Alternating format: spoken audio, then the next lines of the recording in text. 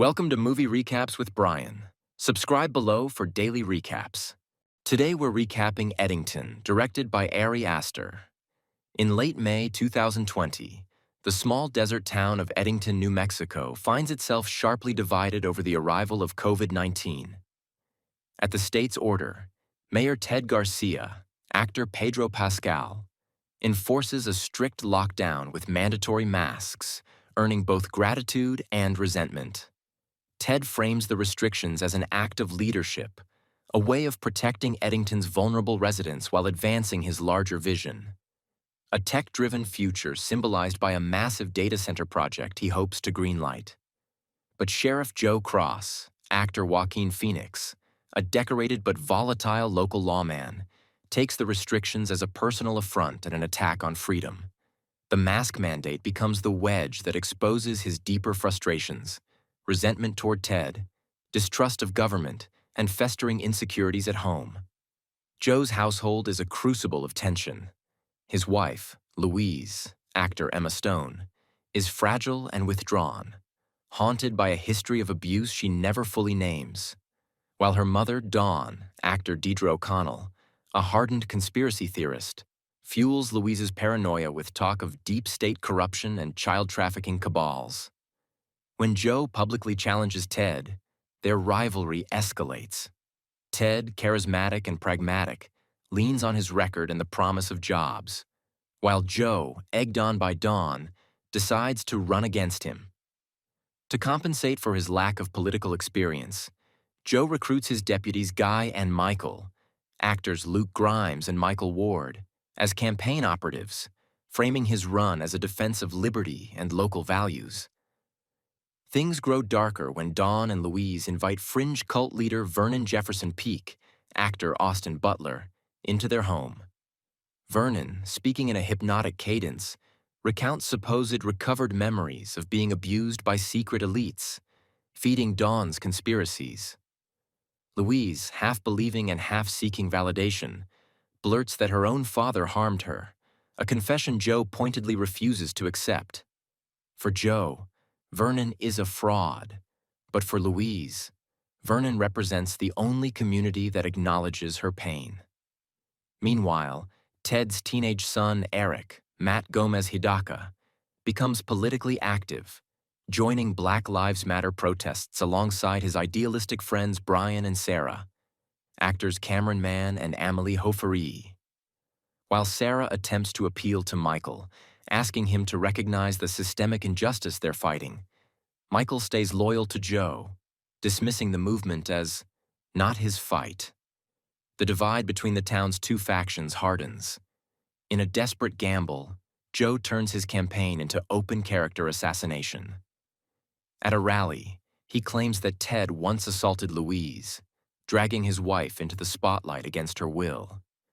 Louise, disturbed and alienated, denies the allegation in a shaky online video, then vanishes with Vernon, effectively abandoning Joe. Humiliated, Joe escalates. He confronts Ted at a private fundraiser where the mayor, infuriated by Joe's smear tactics, slaps him in front of wealthy donors. The public humiliation cements Joe's rage. That same night, in a moment of spiraling mania, Joe kills a vagrant and disposes of the body. Drunk with impunity, he climbs to a sniper's perch overlooking Ted's house and assassinates both Ted and Eric, staging the murders to look like an Antifa terrorist attack. The killing draws attention far beyond Eddington. Reports circulate of a private jet carrying armed Antifa radicals bound for the area, blurring the line between Joe's staged fiction and a terrifying new reality. The ensuing investigation draws in Officer Butterfly Jimenez, actor William Bello, a level-headed Pueblo cop. Since Joe fired his sniper shots from tribal land, Butterfly has jurisdiction, and she quickly notices inconsistencies. Joe, fearing exposure, frames Michael for the killings and jails him, attempting to divert suspicion. But as Butterfly pulls threads, the truth creeps closer. Suddenly, chaos erupts. The so-called Antifa militants descend on Eddington, torching buildings, kidnapping Michael, and plunging the town into hysteria. Joe and Guy pursue Michael into the desert, where the supposed rescue turns into tragedy. An explosive trap kills Guy and leaves Michael mangled, begging them not to come closer. Joe survives but returns to a town under siege. His paranoia and recklessness spiral. He storms a gun shop, arming himself with an arsenal, and charges into battle like a soldier in his own private war. His unhinged violence culminates in tragedy when he mistakenly shoots Butterfly, blowing off her leg, moments before being nearly executed by a terrorist sniper. In a final confrontation, Joe is cornered and stabbed in the skull. Miraculously, he survives, only because Brian, now live-streaming events for his followers, guns down the attacker and captures the footage. 1 year later, the story has curdled into irony.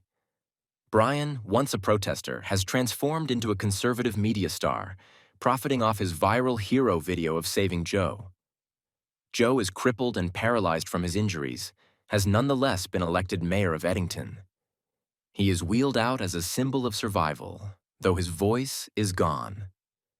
Dawn acts as his caretaker and mouthpiece, manipulating Joe's office for her own agenda, embodying the conspiratorial power she always craved. The data center has been built, humming ominously in the desert, a monument to the very modernization Ted once dreamed of. Elsewhere, Louise, visibly pregnant, re-emerges at Vernon's side, smiling from the stage of a fiery rally, whether liberated or further exploited is unclear.